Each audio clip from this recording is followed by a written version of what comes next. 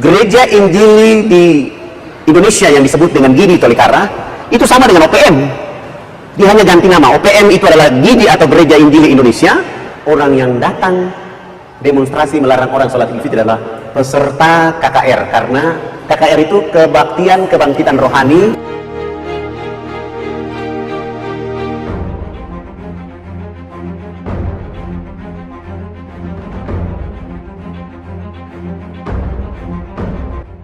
Assalamualaikum warahmatullahi wabarakatuh. Gazia Iman, berbagi informasi Islami yang insya Allah bermanfaat dunia akhirat. Selama ini kita selalu disudutkan dengan berita kalau Islam adalah radikal, intoleran, dan ekstremis. Sampai-sampai kata itu sangat melekat dan menjadi label tersendiri kepada umat Islam.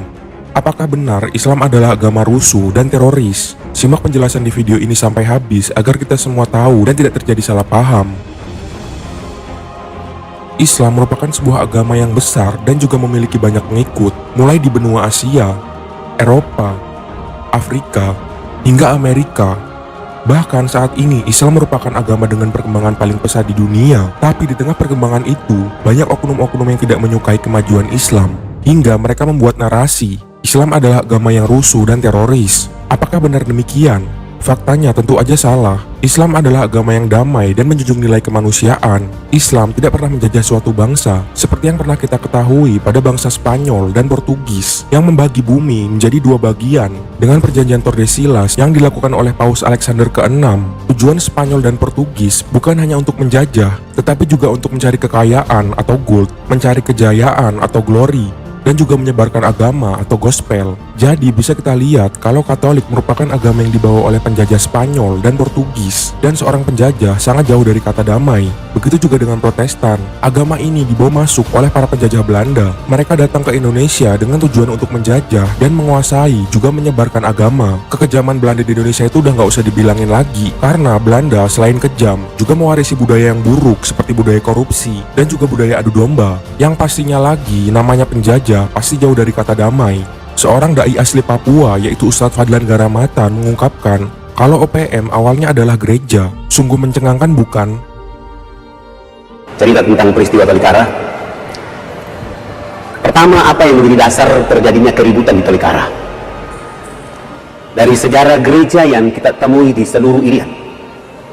Begitu nama Irian diganti oleh Presiden Abdurrahman Wahid tahun 2002, seluruh majalah gereja di Irian menulis Presiden Abdurrahman Wahid adalah presiden yang sangat baik hatinya untuk membuka kemerdekaan masyarakat Papua. Tidak saja mengganti nama, tapi juga membiayai biaya kongres OPM dengan dana APBN 2 miliar. Ini yang menjadi dasar bagi mereka untuk melakukan sebuah tindakan yang pada akhirnya memancing umat Islam. Peristiwa Tolikara adalah peristiwa yang pertama membuat umat Islam Indonesia menjadi umat Islam terbesar di dunia terasa kecil. Oleh karena di tengah-tengah mayoritas muslim dunia, umat Islam Indonesia, di satu wilayah kecil di tanah air Indonesia, ada orang Islam dilarang tidak boleh sholat. Subhanallah, ketika peristiwa ini terjadi, semua orang sibuk dengan hari raya Idul Fitri.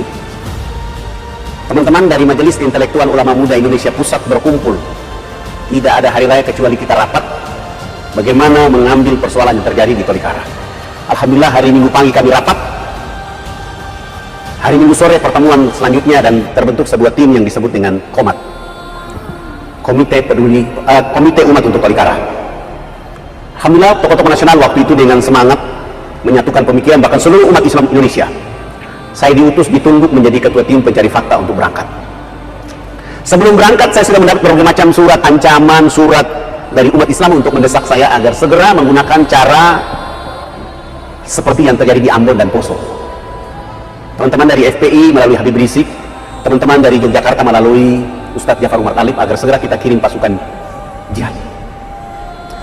Bahkan saya melalui Twitter saya, melalui Facebook saya menyatakan bahwa hari ini satu masjid yang dibakar oleh orang Kristen, kita akan bangun sekian ribu masjid. Sehingga saya sengaja meredakan suasana itu. Alhamdulillah,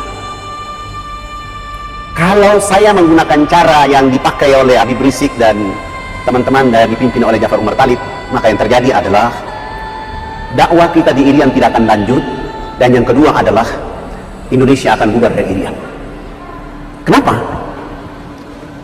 Gereja Injili di Indonesia yang disebut dengan GIDI Tolikara itu sama dengan OPM. Dia hanya ganti nama. OPM itu adalah GIDI atau Gereja Injili Indonesia, yang selama ada kabupaten baru di Tolikara. Tolikara ini dulu adalah sebuah kecamatan kecil di Wamena. Kami kalau dari Wamena tahun 85, 86 jalan kaki 4 hari 4 malam untuk berdakwah di sana.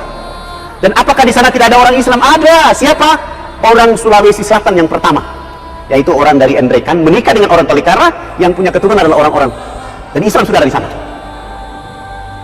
Gereja Injili Indonesia kapan ada di sana? Sejak ada Kabupaten Tolikara baru dia hadir di sana. Dan Islam sudah ada di sana bertahun-tahun. Kalau secara wilayah, tapi secara pulau Irian itu negeri Muslim. Karena agama yang pertama di Irian adalah agama Islam tahun 1214 Masehi. Sementara agama Kristen masuk ke Irian itu dibawa oleh orang Islam. Sultan Tidorela yang membawa agama Kristen masuk ke Irian pada tanggal 5 Februari 1855 di Mansina, Manokwari. Tanggal ini sehingga orang di Manokwari itu menyebutnya tanggal Manokwari itu menjadi kota Injil atau pertama masuknya Injil. Jauh sebelumnya sudah ada agama Islam. Bahkan ada orang Bulukumba pertama yang menikah orang Fakfak. Ketika peristiwa ini terjadi, saya berangkat dengan tim yang ditunduk oleh Diumi dan disebut dengan sebuah komat. Ketika kami datang di sana sudah melakukan survei, mendatangi beberapa wilayah. Saya tidak menggunakan cara yang dipakai oleh FPI dan Jafar Umar Talib, tapi kami menggunakan metode waktu adalah metode makan pinang. Bahkan biaya yang kami pakai waktu itu untuk belanja pinang di Wamena kurang lebih 15.700.000. Kenapa saya pakai metode ini? Karena pengalaman saya beberapa tahun yang lalu, ketika kita bawa pinang, ditaruh di atas nampan, lalu dibawa masuk, lalu kepala-kepala suku itu melihat, maka mereka mengambil pinang. Ketika mereka mengambil pinang, mengambil siri, maka otomatis seluruh rahasia mereka dapat saya ketahui. Itu yang saya pakai. Alhamdulillah, begitu kami serahkan dan mulai bertanya kepada kepala-kepala suku, dan mereka mengatakan, kami sudah lama dengan orang Islam sholat di sini. Kami sudah lama mendengar orang Islam ajan, dan bagi kami tidak apa-apa. Saya tanya, tapi kenapa kalian larang saudara-saudara saya tidak boleh sholat Idul Fitri? Mereka mengungkapkan bahwa kami sendiri juga kaget karena orang yang datang demonstrasi melarang orang sholat Idul Fitri adalah peserta KKR, karena KKR itu kebangkitan rohani. Acaranya sudah ditentukan semula tanggal 22 Juli sampai 25 Juli, tapi dipaksa acaranya dimajukan tanggal 15 sampai 19 Juli, di mana tanggal itu umat Islam sedang berpuasa, dan tanggal 17 umat Islam sedang sholat Idul Fitri. Ketika acara ini dimajukan, lalu mereka menulis surat. Surat itu ditujukan kepada umat Islam yang ditandatangani oleh Ketua Gereja Injili Indonesia Wilayah Tolikara. Isinya ada 3. Melarang umat Islam tidak boleh sholat. Yang kedua, umat Islam boleh sholat tetapi tidak boleh di Tolikara, tapi ke Wamena, Jayapura. Dan yang ketiga, melarang umat Islam tidak boleh pakai jilbab. Surat ini juga ditulis tapi tidak diantar secara resmi. Sebagaimana kita bikin surat, administrasi resmi harus diantar kepada siapa yang menerimanya, siapa yang mengantarnya. Surat ini setelah diketik, ditulis rapi, dibuang di bawah kolong masjid. Tidak diberikan langsung kepada umat Islam. Tembusan kepada Kapolres Tolikara pun tidak diantar langsung secara kepada Kapolres, tetapi disimpan di pos Maleo, pos Kopassus, di mana tempat pertemuan intelijen. Seorang anggota polisi menemukan isi surat itu, lalu dia baca, dia foto pakai handphone, kirim ke Kapolres. Lalu Kapolres mulai bekerja, dialog dengan Bupati, dialog dengan Presiden GIDI, sampai hari H dialog itu tidak membuahkan hasil. Bahkan informasi setelah kami datang di saat Hari Raya Idul Adha, korban itu menyatakan bahwa pada tanggal 16 malam mereka rapat di rumah Bupati Tolikara untuk melakukan demonstrasi. Demonstrasi itu pertama yang turun cuma 150 orang, lama-lama 500 orang, lama-lama 1.500, dan pada akhirnya menjadi 2.000 orang.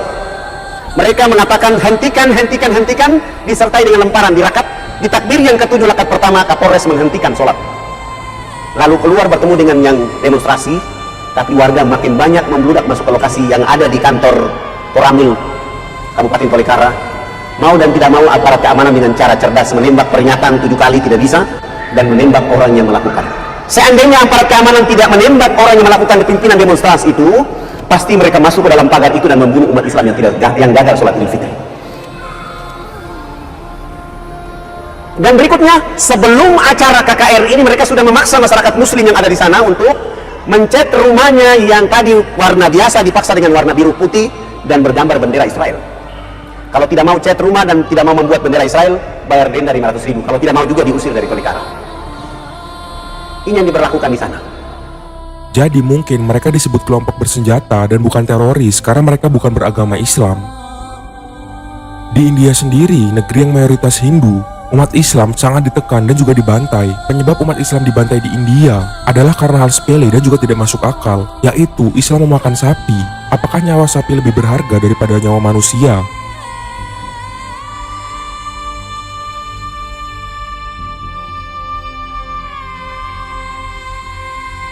Jadi buat kalian yang masih berpikir kalau Islam bukanlah agama damai, coba simak ini.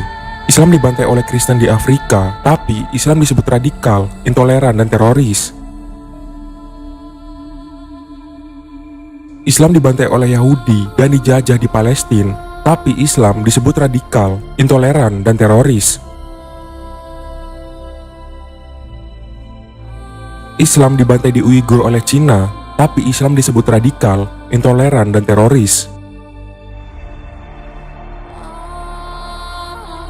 Islam dibantai di Myanmar oleh Buddha, tapi Islam disebut radikal, intoleran, dan teroris. Islam dibantai oleh ISIS di Irak dan Suriah, tapi Islam disebut radikal, intoleran, dan teroris.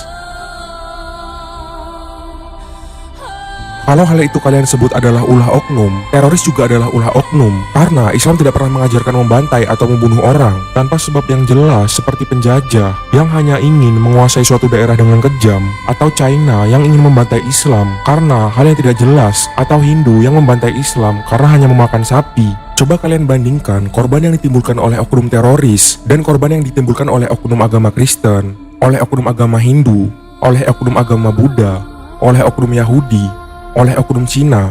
Apakah jauh lebih banyak korban yang ditimbulkan oleh oknum teroris? Tapi kenapa kalian terus menyudutkan Islam adalah agama yang menakutkan?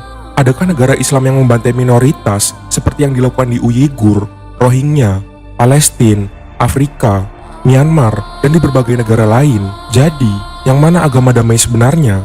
Silahkan Anda yang menilai sendiri. Allahu a'lam bishawab.